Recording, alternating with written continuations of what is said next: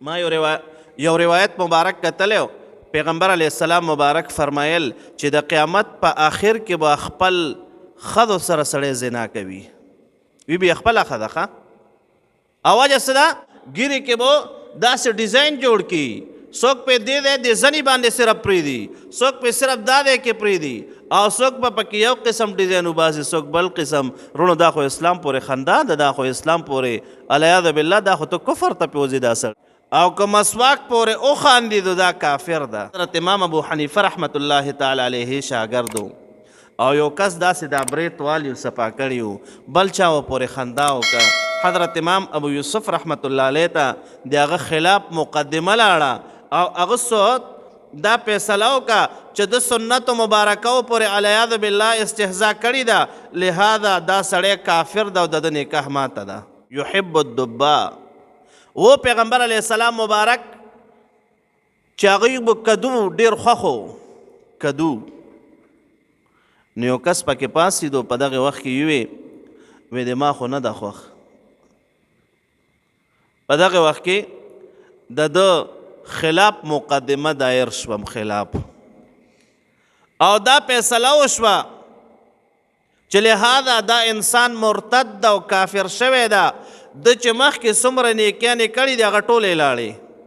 او دا به دوباره کلمه وایي او دوباره به ایمان راوړي او نکاح په تازه کوي. دا ولې رونو د اسلام مبارک ګوره د مستحب نه والا تر فرایضو پورې کو چا څه پورې خندا وکړه دا انسان پې د اسلام نه خارجېږي. دی تر قیامت راتلونکي انسان ته قرآن شریف کې مختلف صورتونه راغلي دي او د صورتونو مختلف نمونه راغلي دي قرآن شریف کې. قرآن شریف کې 2 نمبر صورت ته صورت بقره او د دې وجه څه ده چې دې کې د غوا واقعه ده بني اسرائیلو کې مړی شوی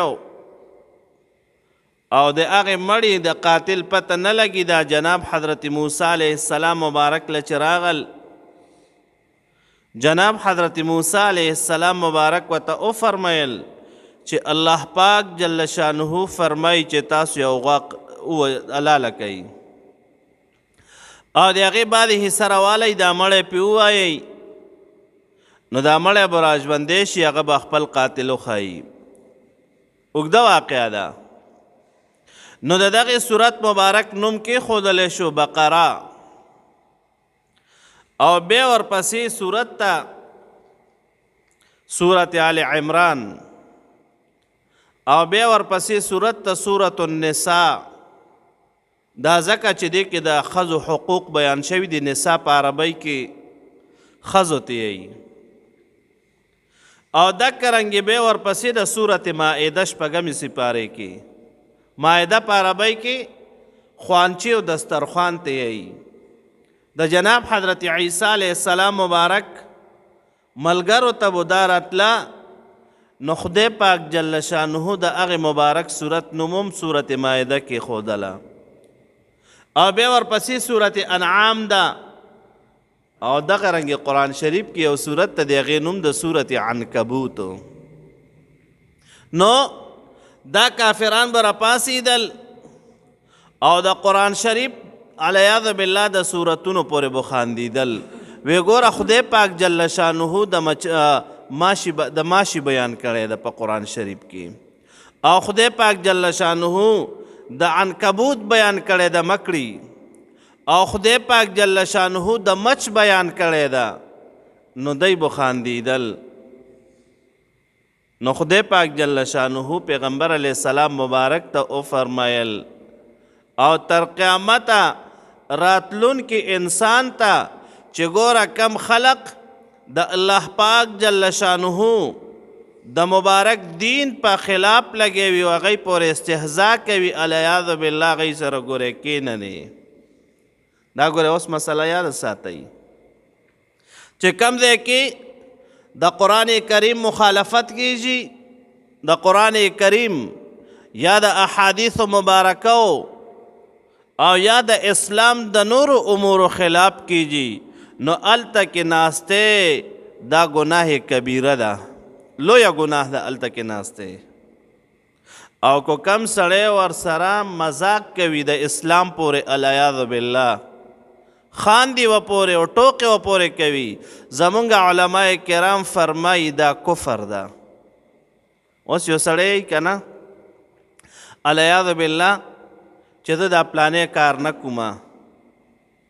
نه ګناه ده. او که هغې کار پورې العیاذ بالله دا خاندا کوي نو دا کفر ده. بې دې وجې نه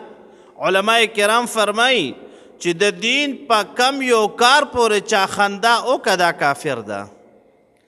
مسواک په مبارک عمل ده که نه په اسلام کې. نبی کریم صلی الله علیه وسلم مبارک ډیر صفت بیان کړی ده، السواک مطهرة للفم ومرضات للرب، چې مسواک کول دا د خولې صفایي ده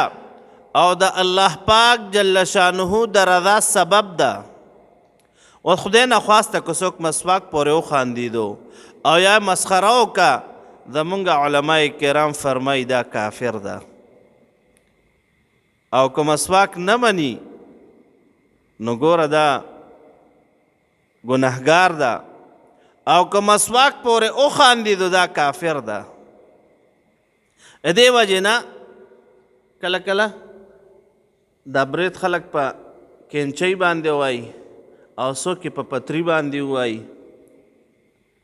امام ابو حنیفه رحمت الله علیه هغه په دې امام شافعي رحمت الله علیه فرمایي چې بهتره داره چې په کینچۍ باندې ووایي. لیکن که دې پورې څوک وخاندېدلو بعضې خلک خندا کوي که نه.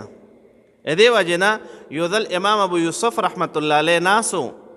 د حضرت امام ابو حنیفه رحمت الله تعالی علیه شاګردو، او یو کس داسې دا بریت والی صفا کړي وو، بل چا و پورې خندا وکړه. حضرت امام ابو یوسف رحمت الله علیه ته د هغه خلاف مقدمه لاړه او هغه څه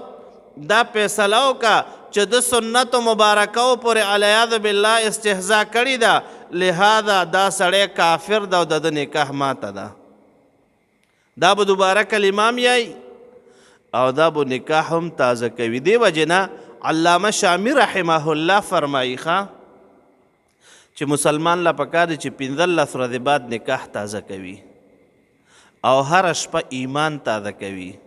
ایمان به څنګه تازه کوي رونو؟ چې کله سملی نو شهادت کلمه یا کلمه شهادت اویا ایمان به تازه شي او 15 ورځې بعد استاد جی ته کېنه راشه چې نکاح د تازه کی. دا ولې تا داسې خبرې کړې دي چې هغې کې ګورستا نکاح خرابه شوي ده. نو لہذا کو چرته یو سړی د اسلام په العیاذ بالله اسلام پورې خندا کوي او د اسلام خلاف لګوي. یو ځل یو مجلس هغې کې احادیث مبارک بیانېدل او دا حدیث مبارک پکې بیان شو، کان النبی صلی الله علیه وسلم یحب الدبا، یحب الدبا. و پیغمبر علیه السلام مبارک چې هغوی به کدو ډېر خوښو، کدو. نو یو کس پکې پاسېدو په دغه وخت کې یوې وی د ما خو نه ده خوښ. په دغه وخت کې د ده خلاف مقدمه دایر شوم خلاف او دا فیصله وشوه چې لہذا دا انسان مرتد او کافر شوی ده. د چې مخکې څومره نیکیانې کړي دي هغه ټولې لاړې او دا به دوباره کلمه وایي او دوباره به ایمان راوړي او نکاح په تازه کوي. دا ولې رونو؟ د اسلام مبارک ګوره د مستحب نواله تر فرائضو پورې کو چا څه پورې خندا وکړه دا انسان پې د اسلام نه خارجېږي. دا به دوباره کلمه وایي او داسې خلک کوي که نه؟ قسم د ولې نه خلک لګې دي. ګورئ چې چا پټکی والی وي نه هغه پورې خندا کوي بعضې او ورته وایي تا راته اوس ځان نزبرګ جوړ کړو. داسې خلک کوي که نه؟ چا چې مسواک اچولی وي نه هغه پورې خندا وکړي. چا چې سنت لباس مبارک لباس اچولی وي هغه پورې خندا وکړي. وروڼو په دې د انسان نه ګوره ایمان خارجیږي او په دې د انسان نکاح ماتیږي او دا خبر هم نه ده عمر تیریږي بیبي سره. دې وجې نه ما یو روایت مبارک کتلی پیغمبر علیه السلام مبارک فرمایل چې د قیامت په آخر کې به خپل ښځو سره سړی زنا کوي. وی بیا خپله ښځه ښه او وجه څه ده؟ علما کرام فرمایي چې د ده د اعمالو د وجې نه به نکاح خرابه شوي وي او ده بیا نکاح تجدید نه وي کړی. یو عمل د اسلام پورې به علیاذ بالله خاندېدلی وي نو په هغې به ایمان هم خراب شوی وي او نکاح پې هم خرابه شوي وي او ده به بیا نه د ایمان تجدید کړی وي نه به د نکاح تجدید کړی وي. ما راته وي ګوره علامه شامی رحمه الله چې نن نه 100 کاله مخکې تیر شوی ده ښه قسم ده که زما او ستا عمر یې لیدلی وي هغه به یې ګورې هره شپه نکاح تازه کوئ. زما او ستا زمانه یې کو لیدلی وی که نه نن نه 100 کاله مخکې تیر شوی ده او هغې نن نه 100 کاله مخکې دا حکم یې کړی ده علامه شامی رحمه الله فتاوی شامی کې چې 15 ورځې بعد نکاح تازه کوئ هغې زمانې کې ښه او که نن ورځې زما او ستا زمانه لیدلی وی نن نه 500 کاله یا 400 کاله یا هر څومره کاله چې مخکې تیر شوی ده او نن زمانې کې دا وی او د دې انسانانو حالات یې کتلی وی یقین سره ویم چې دا حکم به یې کړی وی چې هره ورځ نکاح تازه کوئ. نو وروره پیغمبر علیه السلام مبارک ته خدای پاک جل شانه فرمایي او هر مخاطب ته چې ګوره ته ووینې چې داسې څه ډله وي او هغه د اسلام خلاف لګې وي علیاذ بالله د اسلام امورو پورې خاندي نو ګوره کیننې ورسره به حتی یخوضو فی حدیث غیره تر دې پورې چې هغوی بله خبره شروع کړي هغه بحث پرېږدي او بلې خبرې کې شروع شي او یا د انسان نه شیطان هیر کړي او لاړې په هیره ورسره کېناستي چې بیا درته یاد شو چې دا خو د اسلام خلاف لګې دي اسلام پورې خندا کوي علیاذ بالله بس زر ترې نه پاسه کنی بیا به ظالمانو سره شي. دا کم خلک چې اسلام پورې خندا کوي دا به څه دي رونو دا به ظالمان دي. خدای پاک جل شانه دا بیان فرمایلی ده فلا تقعد بعد الذکر مع القوم الظالمین پس ته یادېدلو نه بیا مه کښېنه. پیغمبر علیه السلام مبارک ته فرمایي چې کله درته یاد شو مع القوم الظالمین دا هغې قوم سره چې هغه ظالم ده. رونو کم سړی چې اسلام پورې خاندي او د اسلام چې کم حقوق دي او اسلام چې ما تا ته کم احکام بیان کړي دي هغه د مستحباتونه سنتونه واجباتونه فرائضونه او چاوه پورې خندا وکړو دا کافر ده. لہذا دې نه به ګورئ ځان ساتو داسې مجالس رونو دې نه ځان ساتل پکار دي او چې خدای نه خواسته کم مجلس وي نو هغې له به ګورئ نه ځې به هغه بل بحث کې شروع شي او هغه خبره پرېږدي او بل بحث شروع کړو نو خیر ده که بیا ورسره خو لیکن کله چې اسلام پورې خندا کېږي نن زمانې کې داسې هم کېږي ښه یو عملا ده او یو قولا ده بعضې خلک ګیرې جوړوي ګیرې داسې پټې پکې ووایي تاسو کتلی وي که نه رونو دا اسلام پورې خندا ده دا اسلام پورې خندا ده ګیرې کې به داسې ډیزاین جوړ کړي څوک پې دې دی د زنې باندې صرف پرېږدي څوک پې صرف دا دی کې پرېږدي او څوک به پکې یو قسم ډیزاین وباسي څوک بل قسم رونو دا خو اسلام پورې خندا ده دا خو اسلام پورې علیاذ بالله دا خو ته کفر ته پې وځي دا سړی نو لہذا خدای پاک جل شانه زو تو ګورې د دې نه منې کړي چې څوک اسلام پورې وخاندي هغه عملي طور وي هغه قولي طور وي نو لہذا که څوک داسې ګیرې جوړوي رونو ګورې د دې نه ځان وساتئ او زه د نایانو تام یم د اکثر چې ګورې داسې عملونه کې بیا به تم خطرناک شي ګناه ده کفر ته پې سړی وځي نو لہذا خدای پاک جل شانه زو تو د دې نه منې کړي یو